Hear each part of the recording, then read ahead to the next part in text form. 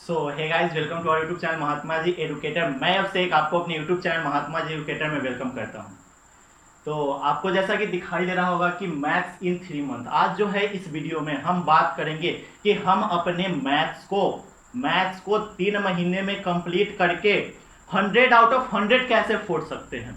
हमको 100 out of 100 के लिए सोचना है।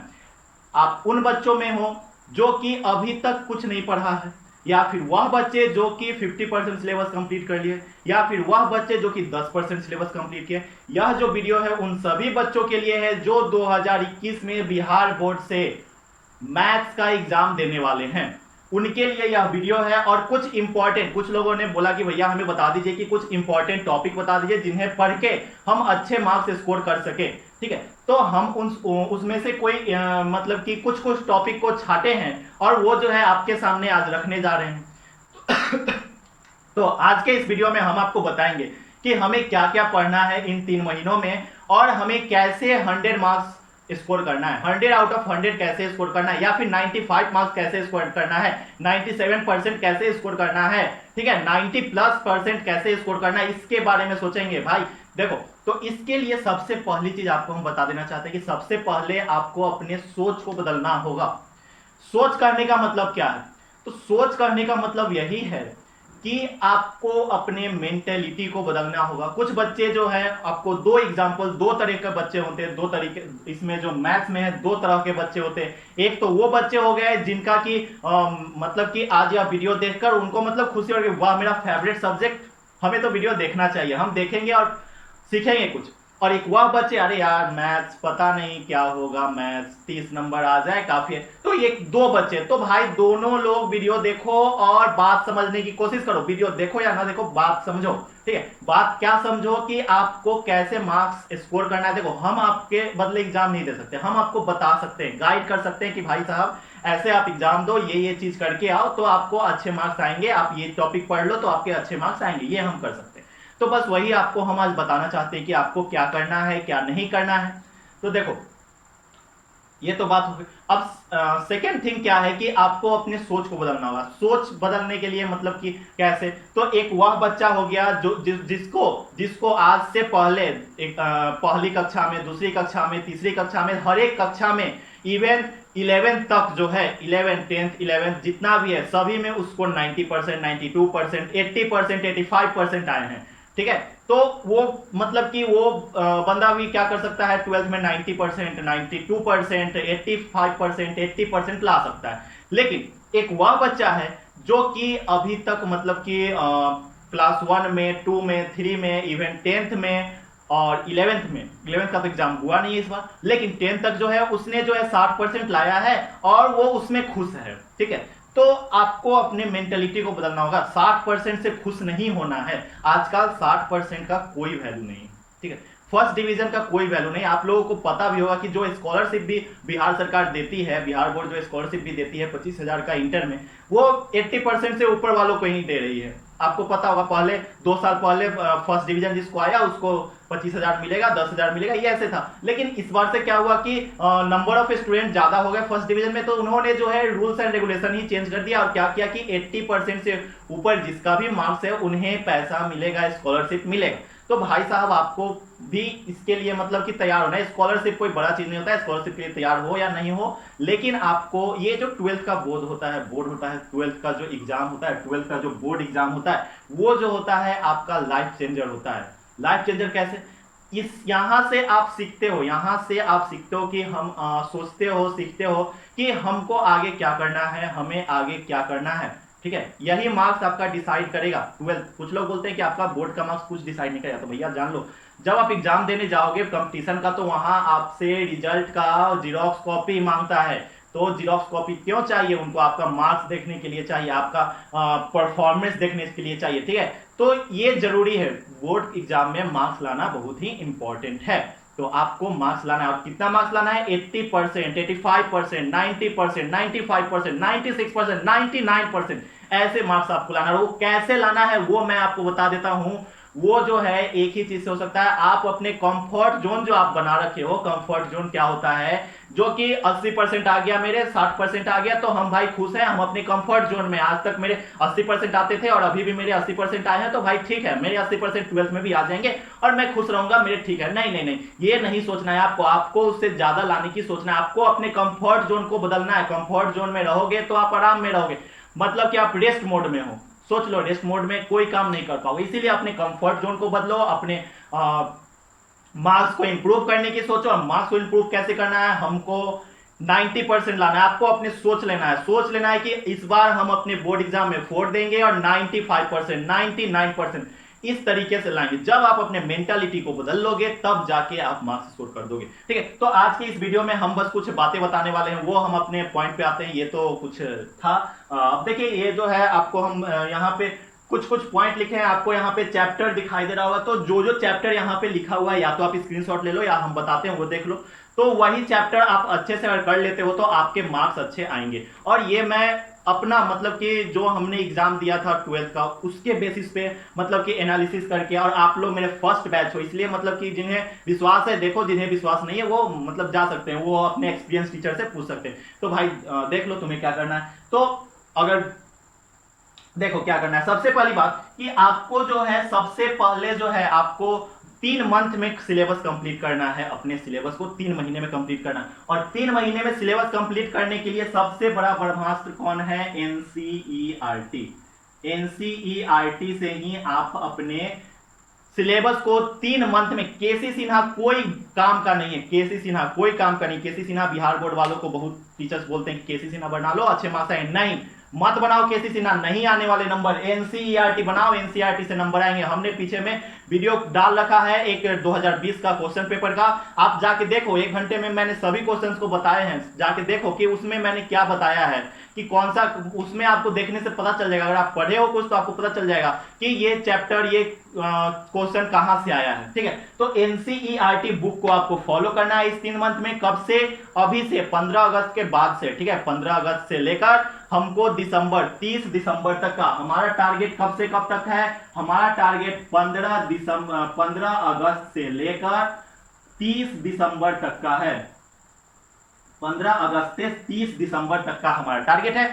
इसी मतलब कि आपको 3 महीना में भी 15 दिन ज्यादा मिला है, सोचो। और ये 15 दिन इसलिए मिला है क्योंकि आपके छठ होंगे, दुर्गा पूजा होंगे, ये वो कुछ मतलब कि दूसरे जो धर्म के होते हैं, जैसे मुस्लिम हो गए और सिख जो हो गए, ये लोग जो है उनका भी कुछ कुछ पर्व होता है, कुछ कुछ त्योहार होता है, इसीलिए जो है ये 15 दिन आपको एक्स्ट्रा हम बता रहे हैं कि 3 महीने में, ओनली इन 90 डेज, 90 दिनों में आप अपने सिलेबस को कैसे कंप्लीट करके 100 आउट ऑफ 100 का एग्जाम दे के आओगे। कैसे, देखो अब आपको पढ़ना क्या है, सबसे पहले आपको पढ़ना है इनवर्स ट्रिग्नोमेट्रिक फंक्शन। और इनवर्स ट्रिग्नोमेट्रिक फंक्शन बहुत ही अच्छे से पढ़ना है, चाहे इसमें आपको 1 महीना ही क्यों ना लगे, आपको इनवर्स ट्रिग्नोमेट्रिक फंक्शन बहुत ही अच्छे से पढ़ना है। साथ में इसका हर एक फॉर्मूला आपको याद कर लेना है, क्योंकि भाई फॉर्मूला बहुत ही इंपॉर्टेंट है, यहाँ पे फॉर्मूला आपको अच्छे से याद होने चाहिए, ठीक है। चलिए तो ये बताइए। और सेकेंड में आपको पढ़ना है मैट्रिसेस। मैट्रिसेस भी बहुत अच्छे से आपको होना चाहिए, कमांड होना चाहिए मैट्रिसेस पे। मैट्रिसेस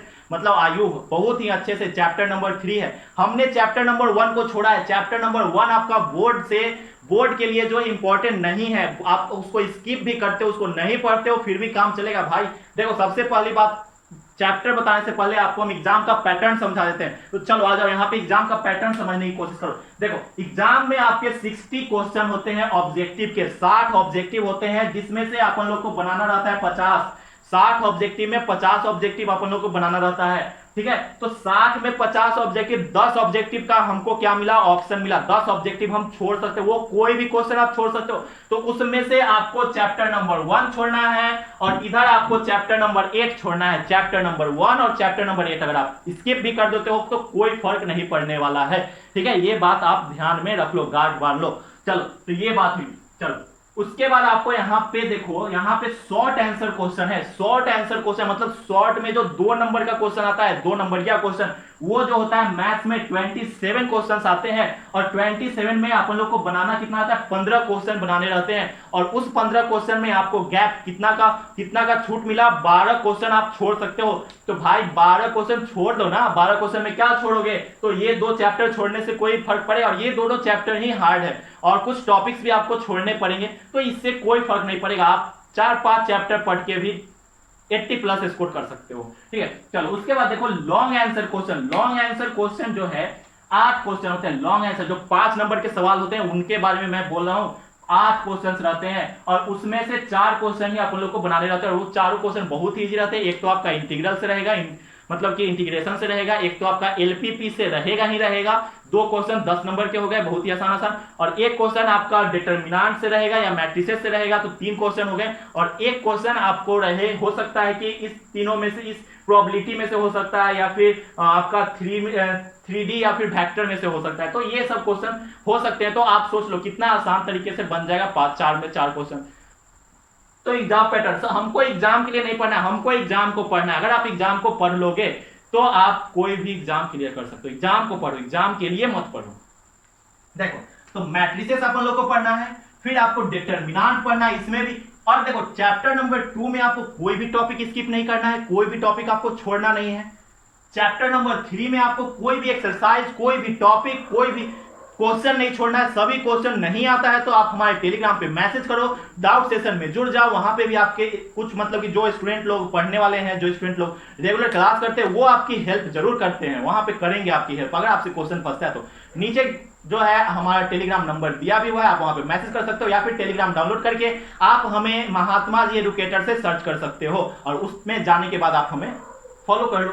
चलो अब देखो 5वां में कंटिन्यूटी एंड डिफरेंशियबिलिटी। अब देखो इसमें सिर्फ और सिर्फ अपन लोग को कंटिन्यूटी नहीं पढ़ना है।